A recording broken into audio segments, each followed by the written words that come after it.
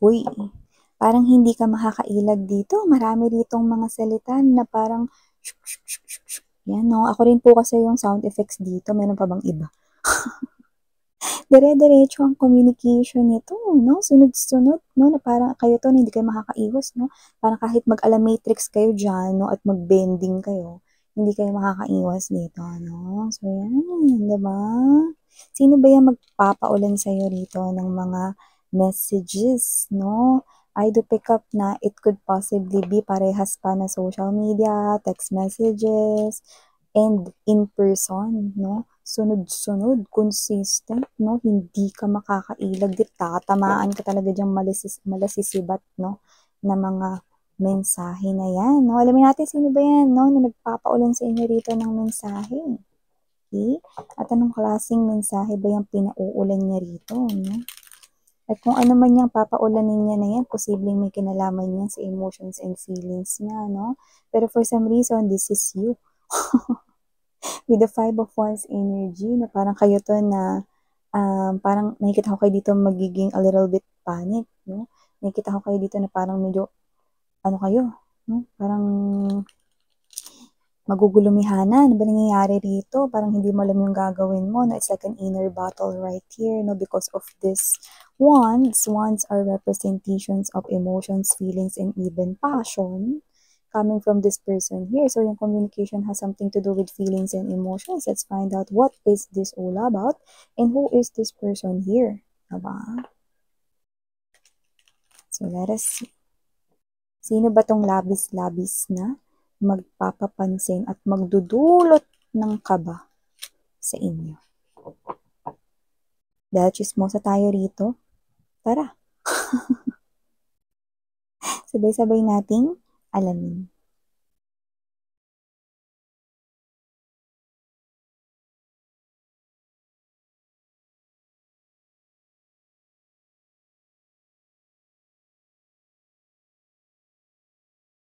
Oh, parang natigilan ka rito, na parang hindi ka nakapagsalita rito, na parang kang na-freeze. Para kang naging yelo rito, no? So, mamaya papaliwanag ko sa inyo kung ano nakikita ko rito, no?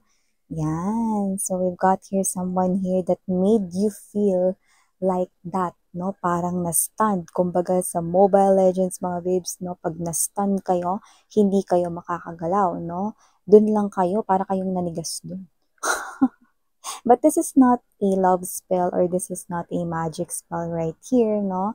But it feels like ganon, no? Pero hindi ito involved ng any spell, okay? Parang yun lang yung describe ko dito. It is because this is you. Parang wala kang nagawa eh, no? Parang ayun na, no? Na natigilan ka na dyan, no? Para ka na dyang nanigas, no? Or hindi nakapagsalita, no? Hindi nakapag-react, no? So, ano ba yung sinabi nitong energy na to nakadil mo, no? Bakit ka nakaramdam ng gano'n na parang, oh, ayun, parang hindi ka makapagsalita, no? Wow! So, let us finish first, no? Yung ating pag-play ng energy sa ating table before we, start talking more about this. Yan, no? Hindi mapalagay, eh. Okay, bottom of the deck, we've got the Six of Swords energy. Yeah. Okay, this is what you're gonna do in the future. Okay. Okay. So, before we start this reading of yours, collective, let me just greet everybody first. Hi and hello there, newbies, new subscribers. I'm Yan. Welcome and hope na magstay kayo here together with me pabalik-balik na mga viewers and subscribers. And of course, mga babes, no, wala tayo dito gender, bae, lalaki, LGBT, even cross-watchers, or yeah, no, you can flip close if you want. Yun ang ibig sabihin nun since this is general reading. And at the end of the day, you always have your free will with you na pwede mong gamitin anytime, anywhere. So, mga babes, wala rin po tayo ditong time period, no? Remember that, pwedeng ito ay tapos na, no? Or pag sasadula na lamang ng naging kwento or bahagi ng inyong buhay sa iba. Pwede naman, no, na ito ay nangyayari ngayon sa kasalukuyan at pwede naman na isa itong prediction sa inyong hinaharap or future, no? So, nakikita ka dito mga babes, no, that if I'm gonna look at this point, I do see that this is something here na parang immediate future or near future, no, for most of you. But let us see, no? If you feel connected into this reading, then you can claim this, okay? So, I do see na kaya kayo naging ganun, para kayong biglang natigilan dito, na-stand dito, no? Di kayo nakapagsalita, parang nautal kayo, no? Parang di na kayo rito nakapaggawa ng excuses, no? So, I do pick up right here that this is you. You are dealing here with someone who may gusto sa'yo, who likes you, yun ang nakikita ko rito, no? And for some reason, you have this secret hidden crush for this person din, no? Pero nakikita ko dito mga babes, no, na parang kayo to na ayaw ninyong magpahalata na like nyo din siya rito, no? Kaya kayo natigilan ng ganon because this person here could be, asking you out on a date or might be communicating ang kanya ritong feelings for you, no? At syempre, pagka gusto mo yung isang person, anong nararamdaman mo, di ba? Para kang di ba? Alam mo yung para kang hindi mapakali. Hindi mo alam yung sasabihin mo, no? At dito kasi nakita ko dito mga babes, no? Na kaya kayo ito na parang ayaw niyo magpahalata rito kasi yung iba sa inyo, no? Ayaw niyong isipin na easy to get kayo, no? Kaya parang kayo to mga babes, no? Masyado pa kasing maaga, yan, no? Baka mamaya isipin niya, ang easy ko lang, no?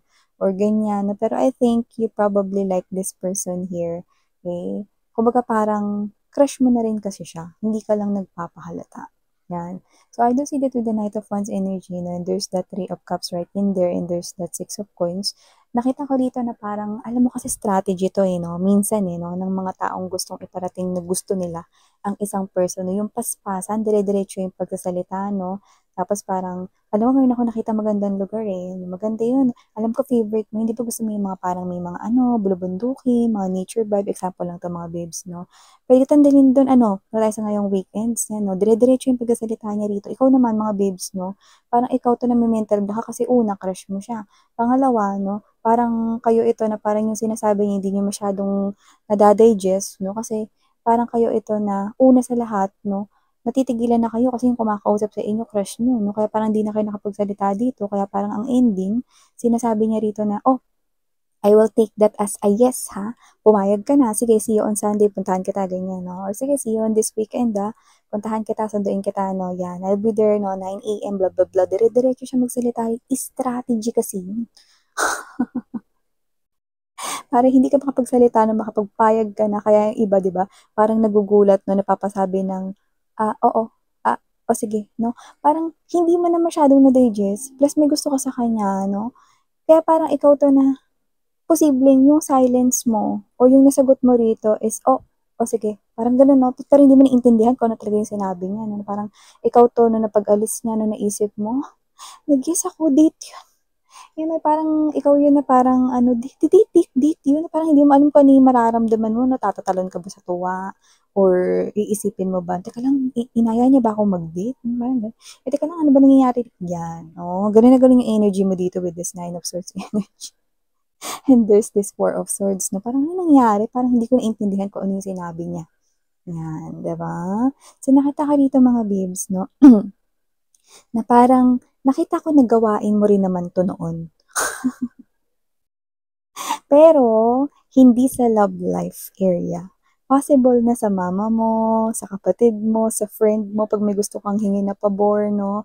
Parang gawain mo yan noon no? Nakita ko rito na parang ikaw na, maalam mo kasi may school project kami, kailangan daw ganito, magbayad daw kami ng ganito, kailangan sumama sa field trip, blah, blah, blah, blah. Payagan mo na ako, no? Kasi required daw yun, no? Sige. Mabahay mo minsan yung mga nanay na dire-diretso, no, di ba? Minsan, kunwari, ayaw pumayag sa field trip, no? O sige, sama ka na dyan. Ganun, no? Parang, ma, sama na ako. Sabi mo nga, sumama ako. Hindi, teka lang.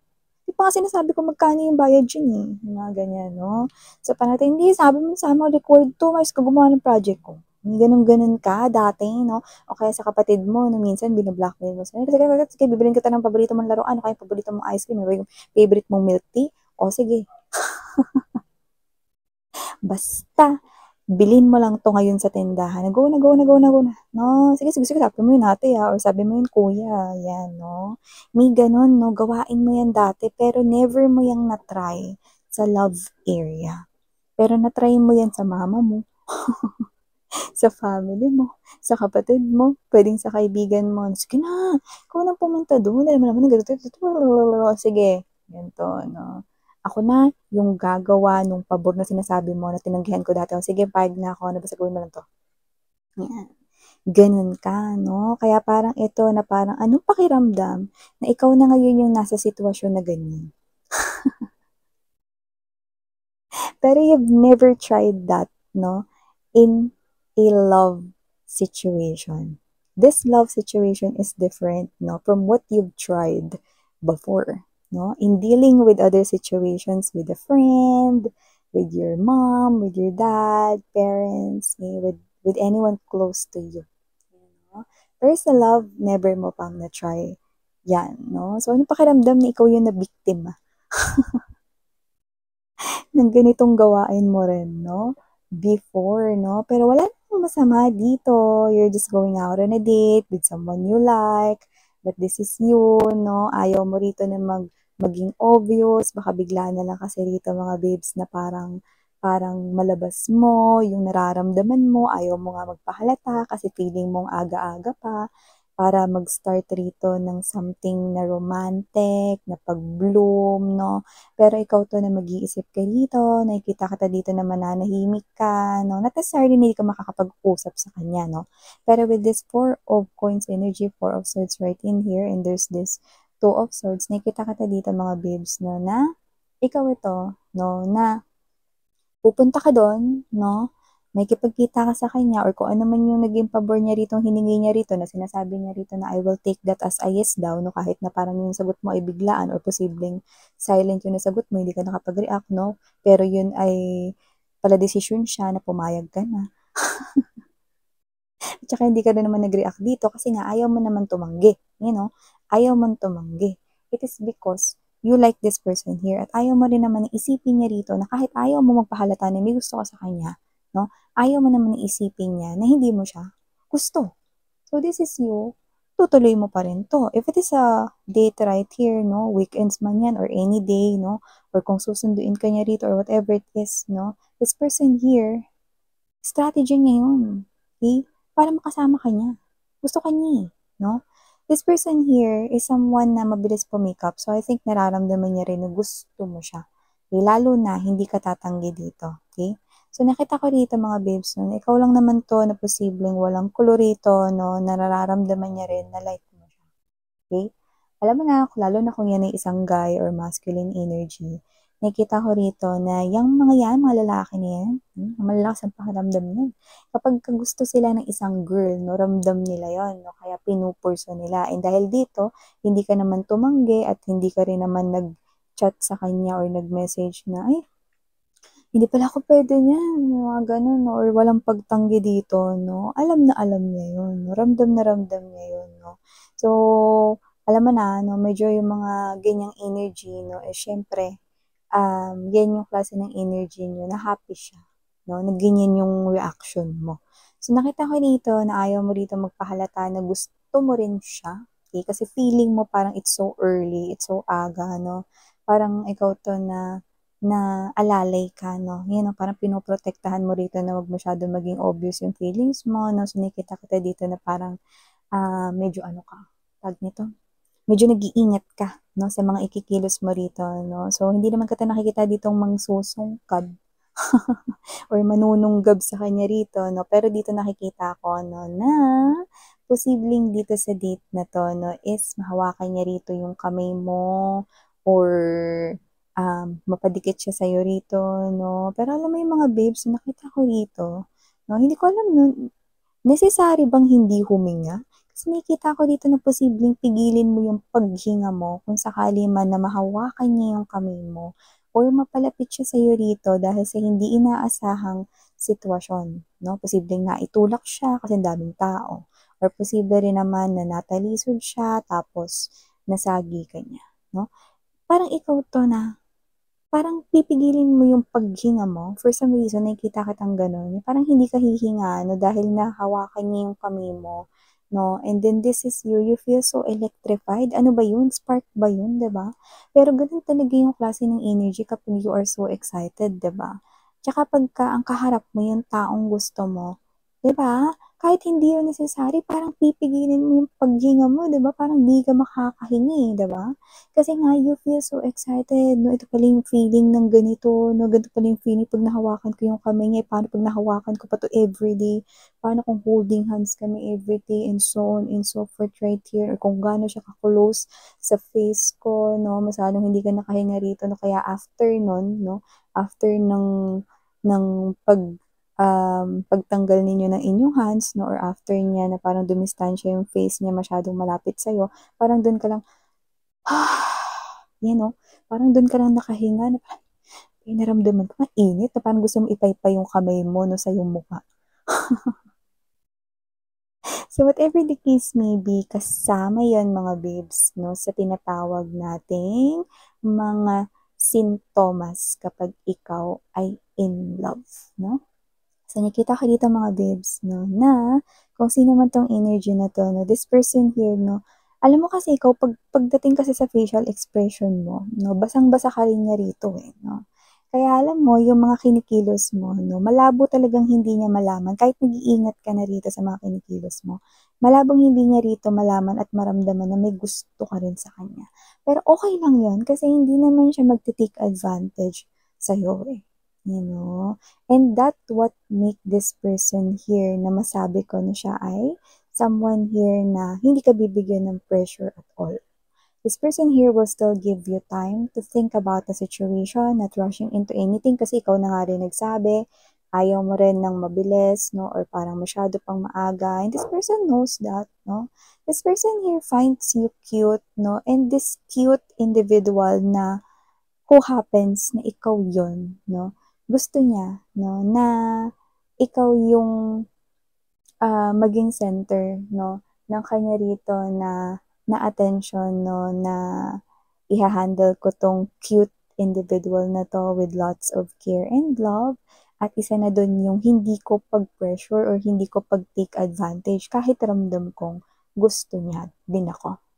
So, whoever this individual is, no, I do see that this person here, no, will leave it all up to you up until you're prepared and ready, no, to fully accept his or her love offer for you. So, nakita ka dito, no, that this will be gonna be a wonderful start of a beautiful connection for the both of you, and enjoy this beautiful moment, no? It gives me this type of energy that ano man yung age ninyo, this is like parang bumata yung puso mo and you feel so happy being around this beautiful soul, no? So I do see that you will definitely enjoy this romantic situation with whoever this person is that you're dealing with. So I'm seeing that you will have this happy heart and this person here will also have that happy heart. Okay? So happy ang everyone. So, thank you so much everyone na sa inyong walang sawang pagsuporta. If you're interested in making tambay with my other channel, link is down below sa ating description box. Thank you. Muli ako po si Yan Sarang Hea, Love and Light. Annyeong!